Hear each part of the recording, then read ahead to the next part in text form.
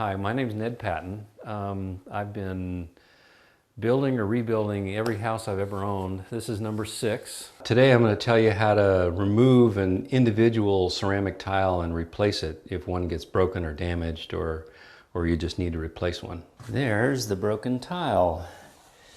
And it broke off because I didn't have any mud underneath that piece right there. So, break it out.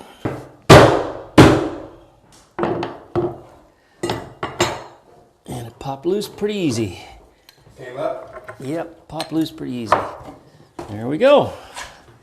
It popped right out of there. Okay, this goes in the trash. So it'll be a new tile going in there.